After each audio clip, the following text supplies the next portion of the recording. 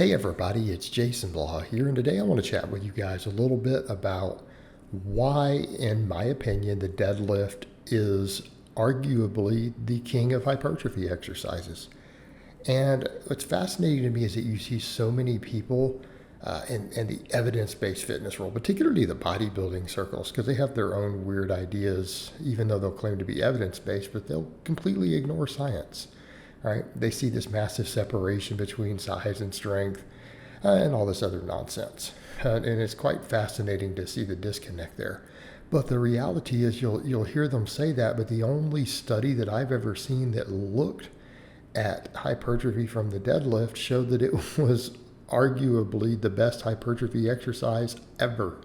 And I saw one a while back where they compared the squat and the deadlift, and it was again really the only study that looked directly at full body muscle growth from the deadlift, and they determined that the deadlift beat the squat. When they had lifters only squat or only deadlift on a very similar volume program every week, the deadlift group gained significantly more total muscle mass than the squat group. And ironically, many people will claim the squat is the king of exercises for building mass. So again, it's really fascinating to me that people will ignore data like that out there. Now, I will admit I have bias towards the deadlift because it is my favorite exercise. I put up elite numbers at it. Again, I'm in my late 40s and I deadlift over 600 pounds. Raw. You guys even saw me in this one do over 600 without a belt. So, again, it's my favorite exercise. I love the deadlift. But if I'm going to be objective, it is a fantastic mass builder. The data suggests it. The real world suggests it. And what I'm saying there, I'm not talking about just doing one rep maxes. I'm talking about for actual rep work, 5s, 10s, things like that. Programmed correctly, the deadlift has an absolutely enormous stimulus to the entire body. Now, I'm also not suggesting that the deadlift is the only thing we should ever do, because we can make a case for the fact that the deadlift is a partial exercise for a lot of the muscles involved. For the majority of them, it is a partial exercise. A lot of these muscles are only moving through a partial range of motion, and that is a strike against it.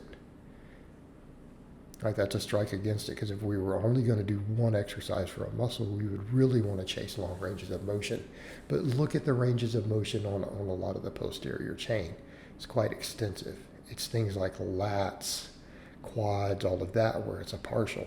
But partials still build muscle. And it's the fact that so much stress is placed on the body and so many muscles have to get involved, both in terms of moving, stabilizing everything else.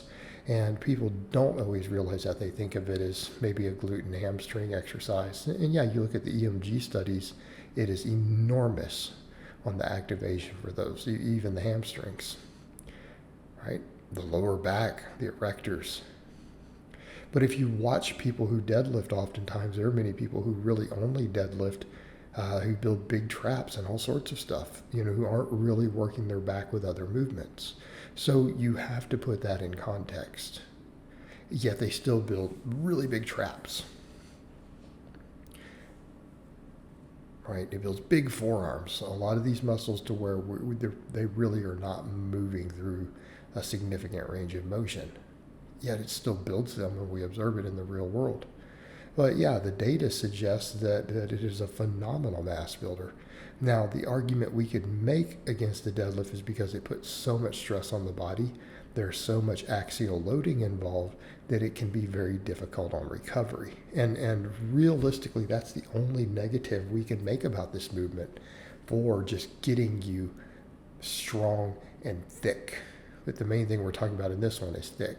I don't think anyone debates the rate of force production it helps with, or that it helps with maximum strength, brute strength, any of that stuff. That's not even debated.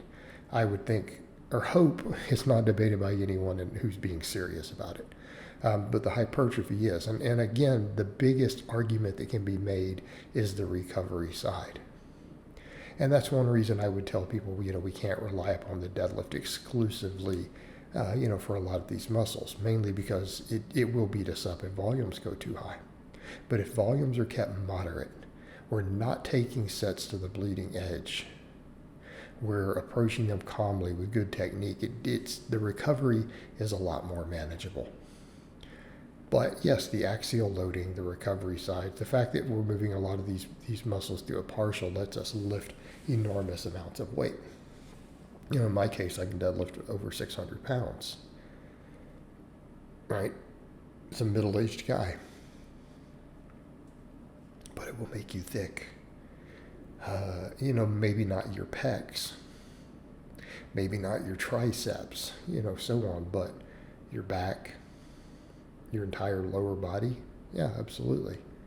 We could make a case it's maybe not great for quads. It will still build them, but because we don't get the lengthened position, okay, fair point. But for most people, deadlifts are not the only thing we're doing for our thighs, basically, or our quads. We're probably squatting or at very least doing some sort of other leg work. But again, it's an exercise that we see get poo-pooed a bit by some of the evidence-based circles, and the evidence is not in their favor. Again, when people try to point out, well, yeah, the recovery side, and therefore, it could be a problem for programming, but that doesn't mean it's not good. It just means it requires a little bit of careful programming. You can't beat yourself into the ground with this movement, because then it will become a problem. But when people will try to make the claim it's not stimulating anything, well, all the scientific literature and the anecdote says you're wrong. Okay? The data that's looked at it would say, no, you're wrong. And we know people who do lots of deadlifting who are big and thick. Now, that could be correlational, and I think that's a fair point to make. But even then, you start looking at some of these really famous high-level bodybuilders through the decades. A lot of them had monstrously strong deadlifts. So when people bring that up and they'll say, well, for bodybuilding purposes, okay. So we're just going to ignore Ronnie Coleman, Arnold Schwarzenegger, Franco Columbu, so on and so forth. We're just going to ignore these people. And I'm not saying we should always say, well, because a bodybuilder does something that we should do it, because that's a bad argument. But it certainly didn't hurt their ability. I think these guys all did pretty well in bodybuilding, who all had elite deadlifts. They all had elite level deadlifts. Right? Even Arnold Schwarzenegger had deadlifted over 600 pounds in a powerlifting meet. Okay? It's not hurting your ability to bodybuild. All right, guys, but that's really all I have to say on that today. I hope it's been informative, and I'll talk to you guys next time.